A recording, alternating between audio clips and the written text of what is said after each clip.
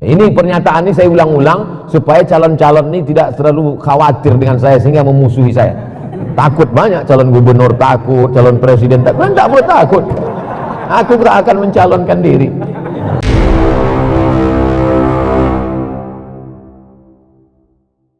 Ustaz Somad kenapa nggak masuk politik? Saya memang dipesankan datuk saya dulu, cucuku 40 yang ini mesti menjadi ulama sampai mati. Nah, jadi itu memang udah janji. Jadi saya ini bukan artis yang gagal casting lalu jadi ustadz. Nah, bukan. Saya memang dari kecil memang sudah disetting jadi ustadz. Nah itu. Ini pernyataan ini saya ulang-ulang supaya calon-calon ini tidak terlalu khawatir dengan saya sehingga memusuhi saya. Takut banyak calon gubernur takut, calon presiden takut. Kan tak boleh takut. Aku tidak akan mencalonkan diri. Tapi calonku bisa jadi maju dari HMI kan? Nah, tidak. Itu dari Medan. Faktor mempercepat, 2, ulamanya santun dan lembut melalui budaya. Yang kedua adalah dengan kekuasaan. Yang kedua dari Aceh Langsa, bagaimana mempercepat perubahan ini Pak Ustadz? Personal ini mesti dengan kaderisasi yang luar biasa. Alhamdulillah masih ada adinda kita yang setia mengkader, dimanapun diundang beliau mau datang. Nah maka kalau selama ini pengkaderannya biasa, buat pengkaderan yang luar biasa. Jadi kalau selama ini kader-kader ini diingatkan jam 1 malam, biasanya kader malam, mari kita ingat kita akan mati, mari robah, galikan liang lahat, kuburkan dia. Digulung dia pakai kain kapan itu, masukkan ke dalam, luar biasa, dididik dia militan, biar dia melihat hidup ini macam sebelah sayap nyamuk, sehingga hidup ini dilihatnya tidak la taj'alid dunya akbara hammina wala mablagha ilmina. Jangan kau jadikan dunia ini sebagai obsesi tertinggi kami dan menjadi harga terhadap ilmu dan idealisme kami. Kehidupan yang sesungguhnya bukan di Kairo. Kehidupan kami yang sesungguhnya bukan waktu jadi mahasiswa di Kairo. Waktu di Kairo bukan main lagi idealisme luar biasa. Yang sesungguhnya the real kehidupan yang nyata adalah ketika pulang ke bumi lancang kuning, ketika pulang ke negara kesatuan Republik Indonesia. Nah jadi adik-adik kita ini memang betul-betul dididik. Dulu saya mengusulkan supaya kampus-kampus universitas jangan lagi kalian buat KKN 2 bulan. Kalau mau buat KKN itu setahun, kirim ke suku Talang Mama di pedalaman sana. Setahun. Sehingga kalau dia fakultas pertanian, betul-betul dia bertani di dalam setahun. Nampak betul semangka itu sebesar apa bisa kau tanam. Kalau dia jurusan peternakan, betul-betul beternak dia di suku pedalaman sana, memang betul-betul selama kau beternak setahun berapa kali kambing itu berhasil, berapa kali sapi. Kalau dia jurusan perikanan, betul-betul dia bisa membuat karamba ikan di dalam. Kalau dia jurusan teknik, bisa tak dia menaikkan air sungai ini ke atas supaya orang-orang tua tidak lagi turun ke bawah untuk berwudu di tengah malam. Nah, jangan lagi KKN 2 bulan, pergi tinggal rumah kepala desa, sore main poli, pulang berbini. Apalah kerja kalian? Jadi buatlah pengkaderan yang luar biasa. Sudah bolak-balik saya sampaikan, tapi rektor-rektor takut melaksanakan ide saya ini. Jangankan untuk melaksanakan ide saya, ngundang saya aja takut. Maka saya heran kok berani HMI ini.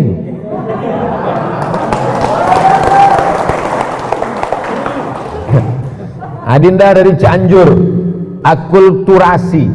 Jadi saya masuk ke suku Akit, ke suku Talang Mama, ke suku Laut, di suku Laut itu seminggu saya masuk ke suku Akit, tidur di dalam. Di suku Talang Mama setiap 6 bulan sekali. Jadi saya tanyalah, bagaimanalah bunyi mantra-mantra kalian? Jadi saya catat itu mantra-mantranya itu, mantra-mantra. Tapi yang dikasihnya pelet pula, jampi-jampi. Tak mau pula terbuka. Install add-on Samsung Note kata dia. Nah, tapi di situ ada ujungnya adalah berkat la ilaha illallah. Jadi yang antum maksud tadi terjadi di Pulau Jawa, terjadi di Pulau Kalimantan, terjadi di Pulau Sumatera proses islamisasi yang belum selesai. Jadi dai masuk ke dalam hutan, dia hanya baru sampai menjelaskan la ilaha illallah Muhammadur Rasulullah, belum sampai masuk fikih sholat. Akhirnya mereka di ujung-ujung mantranya itu berkat la ilaha illallah Muhammadur Rasulullah, sirat akad nikahnya pun Islam, tapi mereka tak sholat. Nah, jadi kalau ada kawan-kawan antum anak HMI yang tahu syahadat tapi tak sholat, itu termasuklah yang dai yang belum selesai tadi. Nah, dia downloadnya belum sampai finish, baru 15%, kemudian paket habis. Nah, itu dia. Nah, jadi itu yang antum sebut tadi. Terus itu tanggung jawab siapa? Jangan kita salahkan ulama dulu, itu adalah tanggung jawab kita bersama untuk menyempurnakan download mereka ini. Maka saya berharap ke depan program-program kami ini juga bersinergi dengan HMI insyaallah. Masuk kita ke dalam. Karena ini tak bisa sekedar kirim nanti, tapi jangan semua, beberapa tokoh-tokoh leadernya supaya bersinergi ke dalam. Lalu kemudian tentang masalah kita dengan Belanda dikatakan kalah. Ada dua lukisan penangkapan Pangeran Diponegoro. Satu yang dibuat oleh Belanda, dibuat di situ Pangeran Diponegoro dalam keadaan ketakutan, pucat pasi. Lalu kemudian seorang pelukis Indonesia, Raden Saleh, dia lihat, ini nggak benar. Maka dia buat lukisan versi dia. Nampak Pangeran Diponegoro dengan gagah berani walaupun berhadapan dengan musuh. Dan itu yang benar. Sejarah akan ditulis oleh pemenang. Anehnya Indonesia melawan kita, kita yang menang, dan sejarah kita ditulis mengikut cerita Belanda. Siapa yang memperbaiki ini? Sejarawan-sejarawan dari HMI. Kalian harus luruskan. Lukisannya aja perlu diluruskan, apalagi sejarahnya. Kita tidak pernah kalah, kita menang. Bambu runcing bekal kita. Seorang ahli zikir tidak hanya sekedar berzikir di masjid, tapi dia berzikir menggetarkan jamaah. Maka Belanda melihat orang ini berbahaya. Dia adalah mursyid tarekat khalwatiyah. Khalwat artinya bersunyi-sunyi dengan Allah, merasa sunyi di tengah keramaian. Nampaknya ramai, tapi sunyi hanya karena berdua dengan Allah SWT. Nampaknya sunyi sendiri, tapi ramai karena berdua dengan Allah SWT. Maka disebut dengan tarekat khalwatiyah.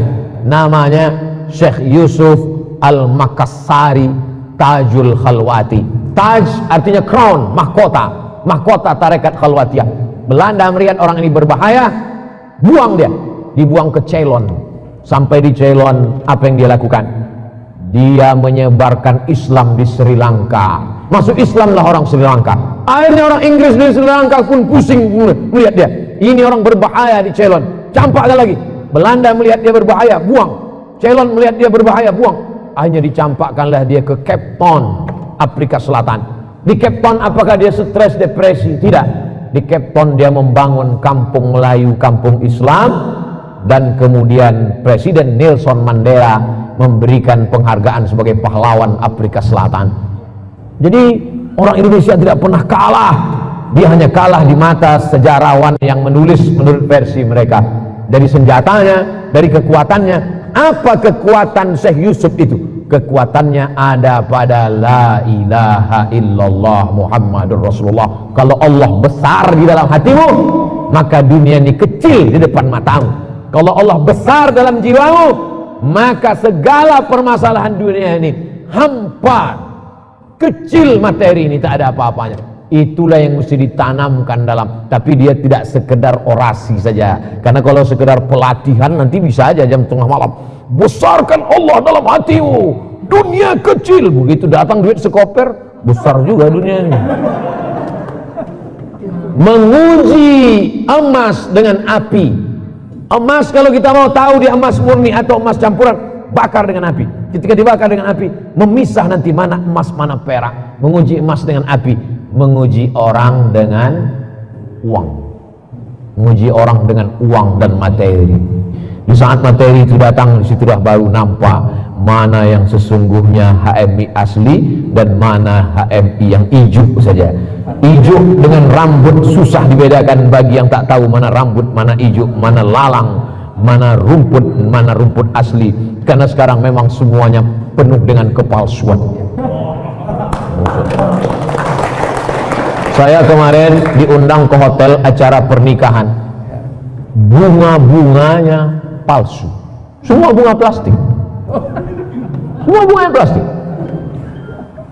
Permintaan maafnya pun palsu. Yang minta maaf mempelai laki-laki kepada emak sama ayahnya, tapi yang ngomong orang lain. Oh ayah, dari kecil kau menggunakan. Oh ibu, antum tengok itu. Semuanya penuh dengan kepalsuan dan sandiwara. Tapi HMI tidak demikian.